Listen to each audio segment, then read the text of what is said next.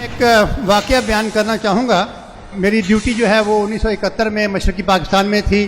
تو ایک شہر میں ہم نے ڈیفینس لینے کی تیاری کر رہے تھے. تو ہماری جو فوج کی تعداد اتنی کم تھی کہ اگر ہم 30 آدمیوں کا انفینٹری کا ایک جگہ پہ ان کو لگاتے تھے تو اس کے بعد 5 میل خالی جگہ اور اس کے بعد پھر 30 بندے کی, اس کو پلاٹون کہتے ہیں, وہ لگاتے تھے. تو وہ جو خالی جگہ تھی وہ وہاں سے ہمارے پیچھے آ جاتے تھے. وہ اس جگہ پر ہم جب شہر میں ڈیفینس لے رہے تھے تو ابھی اس کے پاس ایک نہر گزرتی ہے. تو نہر کے ایک طرف ہی آبادی تھی. تو وہاں جب ہم ڈیفینس لینے لگے تو یہ اپنے ٹینکوں پہ بیٹھ کے وہاں پہ پہنچ گئے.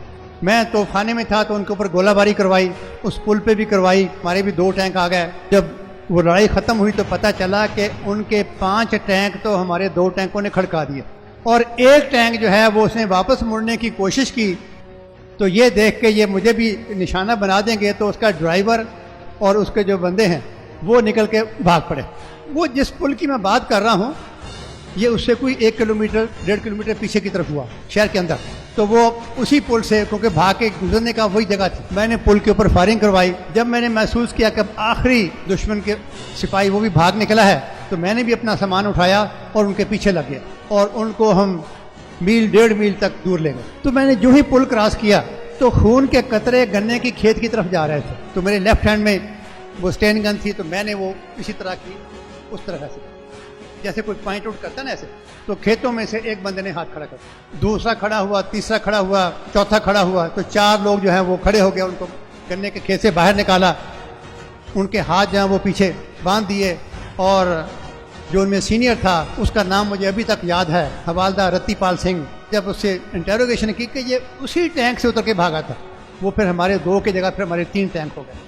جب ہم نے ان کو پکڑا, کسی نے اپنا ہیلمٹ اتارا, ڈراز, کسی نے اپنی رائفل کا بٹ اس کو, تو میں نے ان کو کہا خبردار ان کو کوئی نہیں مارے گا. اب یہ اس واقعے کے کوئی 3 ہفتے بعد 19 دسمبر کو شام کو ان کے بریگیڈیئر نے ہمارے بریگیڈیئر کے ساتھ رابطہ کیا کہ سب جگہ سرنڈر ہو چکا ہے. 20 تاریخ کو پھر انہوں نے ہمیں ایک جگہ پہ جمع کر لیا. تو سپاہیوں کو ایک سکول میں اکٹھا کر دیا اور آفیسرز کو ایک دوسرے سکول میں. تو کرنل نے میری ڈیوٹی لگائی کہ ان کے راشن کا, کھانے پینے کا بندوبست جو ہے وہ تم نے کرنا. تو 1 دن کے بعد وہ راشن ختم ہونے کے قریب ہو گیا. تو میں نے ان کے صوبیدار سے کہا کہ جی میں نے تو راشن لینے جانا ہے تو گاڑی منگواؤ. انہوں نے کہا جی ہمارے پاس تو کوئی گاڑی شاڑی نہیں ہے.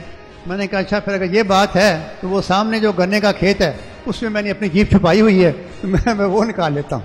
تو وہ گاڑی میں نے اسٹارٹ کی, ریورس کیا, گاڑی باہر نکالی. وہ صوبیدار میرے ساتھ بیٹھ گیا.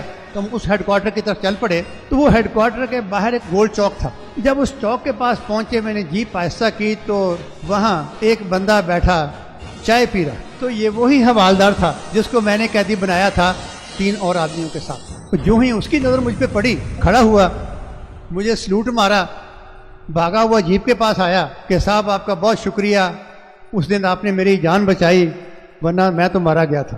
تو صاحب کوئی میرے لائق خدمت.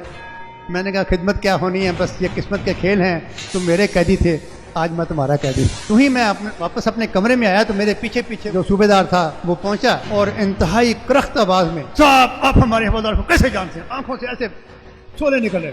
پھر میں نے اس کو یہ بات بتائی کہ یہ ایسے ایسے ہوا تھا. کھڑا ہوا, مجھے سلوٹ مارا, کہتا صاحب جیپ آپ کے پاس ہے, میں گیٹ پہ کہہ دیتا ہوں جس وقت رات کو آپ بھاگنا چاہیں آپ جا سکتے. میں نے کہا نہیں, میں ان کو چھوڑ کے جا نہیں سکتا.